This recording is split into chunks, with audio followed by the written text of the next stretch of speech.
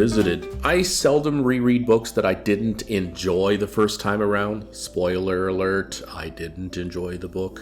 But from time to time, I do. This is sometimes out of pure confusion. I mean, when an author like Murakami hits hard and pulls me into whatever drama or fascinating world that he paints. Reading something I didn't enjoy often leaves me more bewildered than disappointed. Was it something I missed?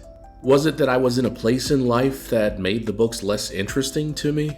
I mean, for example, I read The Vampire Lestat recently. I reread it, actually. A book that I enjoyed like 20 years ago, but this time around, I just couldn't get through the book. I've reread Faulkner's The Sound and the Fury twice, enjoying it a smidgen more each time that I reread it, just to try to understand the themes of the book. I'm being told that this is one of the greatest works of American literature, so why am I just not getting it? My ego refuses to let me consider that I'm just too dumb to realize what's going on in the book. And quite honestly, the reality is I might not be smart enough to understand the themes of the book. By the way, I'll eventually do a review of Faulkner's work, as I do think that it's a masterpiece, but one that isn't easy to grasp, which in this modern day and age is sometimes considered bad form. After this second reading of 1Q84, I enjoyed the book even less this time around, though I enjoyed individual passages and parts more. But great scenes and enjoyable novel does not make,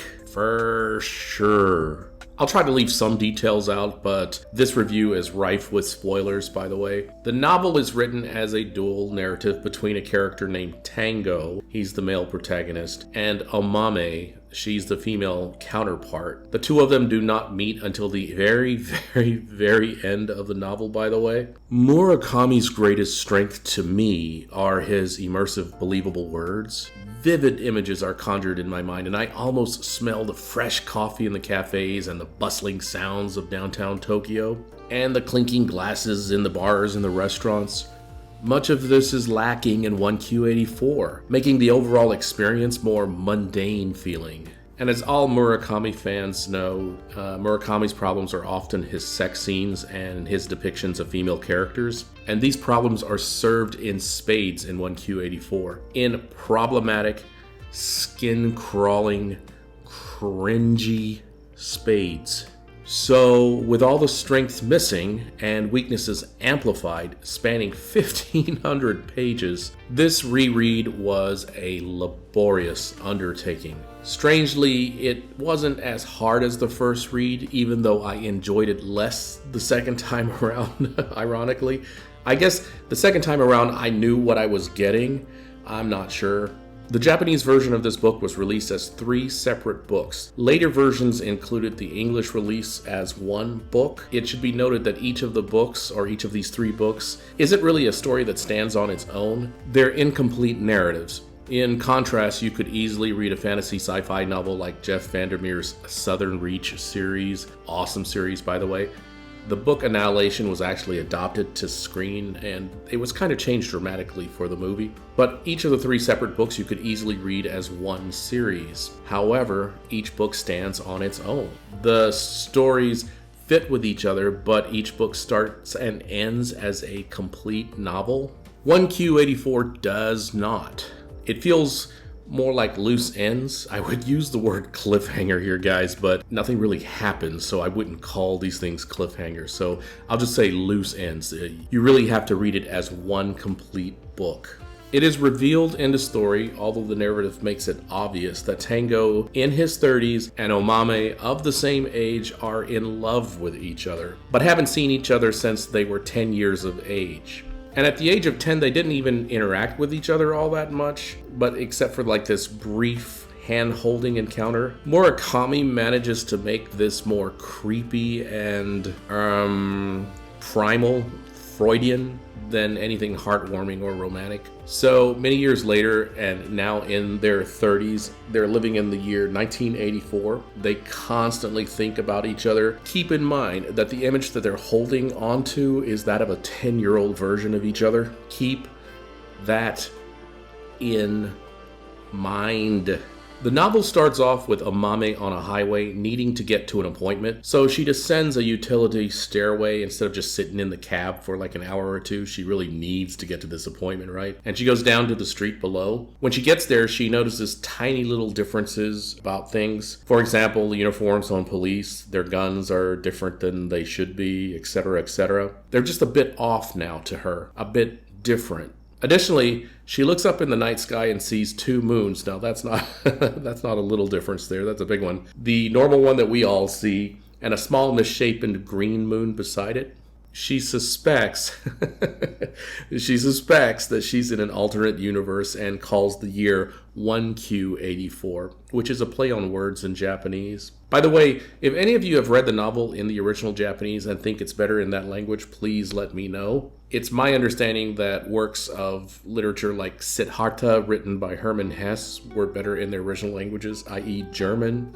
I enjoyed the English version, but I was told it was better in German. I can only assume that the Japanese version of 1Q84 is better.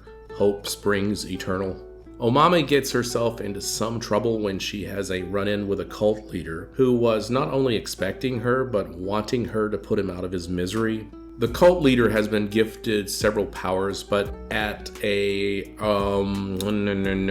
tremendous cost to himself. I'm nauseated even saying this, because the narrative clearly wants him to look like a victim when 13-year-old servants are quote-unquote, I'm doing heavy air quotes here, forcing him into achieving detente with them. He's forced to stir their pudding while being immobile.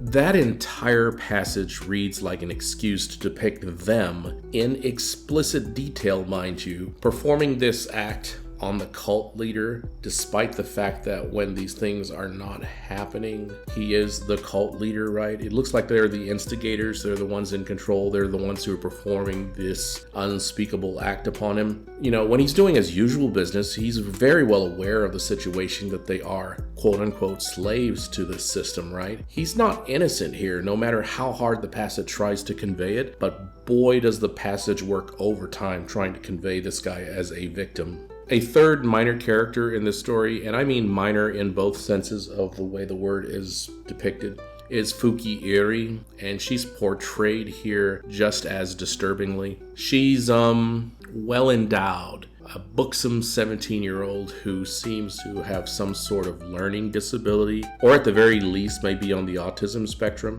making her connection to Tango, the main protagonist, even worse in my opinion. Fuki Iri is treated as an object. There is not a single male who does not look at her as a primal thing to behold. They objectify this girl. Just when I think Tango is taking on a protective fatherly role, Murakami writes a scene where she, the 17-year-old, instigated an act upon Tango. He goes into graphic detail describing her body, her pubic hair, and the list just goes on and on. Amame is treated no better when Murakami writes her. She almost seems self-loathing. She does not value her own life except in service of Tango. She doesn't care at all what happens to her except to serve this guy that she hasn't seen since he was 10. Mind you, this is a decision she makes well before meeting Tango, which, as I've stated, doesn't even happen till the end of the book. Her body is constantly being picked apart, and she seems to be talking about or thinking about her lopsided breast ad nauseum. You could probably save a bunch of pages just taking out those parts of the book, by the way. And on a side note, the girl-on-girl scenes are written really explicitly and almost comically here. It's strange that he's never written a gay scene before, like a male-to-male gay scene before. So I'm not really sure what he's trying to do, if it's a fantasy that he's playing out in his head. I really don't know what his motivations are for writing these scenes. All I can say is they don't feel real. They're often kind of icky, and at other times they're really, it's like AI wrote them. So this book is considered a fantasy realism piece of work, which means there's some universe building expected and supernatural and fantastic elements to be introduced. The problem here is that they don't really make much sense, and the way the universe works doesn't really get much more than lip service. So when you're introducing these kinds of things that happen, you really have to make the world believable and to make sense. We have to know how it works, right? Talks about dotas and receivers and little people that crawl out of dead carcasses and thunderstorms tied to supernatural occurrences. They happen, but they don't get explained very well, or at least not for well enough for me to comprehend. Another expectation of fantasy realism books is a bit of verisimilitude, which Murakami introduces here, but in the form of these acts, physical acts, right? Détentes, stir in the pudding. And then he also introduces these elements in like food preparation scenes that go on way too long. It's all terribly awkward. Like many of Murakami's books, the protagonist is often overshadowed by secondary players in the story. For example, Tango is nowhere near as interesting as Ushigawa, a vigilante detective sent by the cult to investigate Tango and see if he's got any connection to Omame. The problem is, like Tango and Omame, not much is done with the character in the end. They spend so much time sitting in apartments doing almost nothing. To make things worse, everything that Ushigawa discovered, everything that Ushigawa discovered, is already known to the reader. He's just bringing up old news and adding nothing to the story. And again, this is a character that I really liked when he was introduced. By the time you reach the end, the book just feels like it had potential to be something phenomenal had it been half as long and better structured. Had the connection from Omame to Tango been told to the reader through the discoveries of Ushigawa alone, it would have made the novel more interesting. There's a nice mystery in there somewhere. Okay, so for the overall score here, let's start with readability. I'm going to give that a full moon. This is an easy-to-read book, no problems with that. For pacing, I'm going to give it just barely a sickle because, my goodness, this book drags on and on. For interest, I'm going to give it a small sickle as well. I don't care about Omame's breast being lopsided. I don't care about her pubic hair. I don't care about Tango's balls, for crying out loud. Overall, I'm going to give it a little bit more than a small sickle as well. Haruki Murakami has done better, and for 1,500 pages of a book that you slog through, it just doesn't meet the mark. So I don't want this video to be just me crapping on Haruki Murakami. So these are the books that I recommend instead by Haruki Murakami that I thoroughly enjoyed much more. After Midnight is short and sweet and pulls you right into Tokyo. Kafka on the Shore is by far my favorite Haruki Murakami book. The Wind-Up Bird Chronicle is a fan favorite and one of his more fantastical books.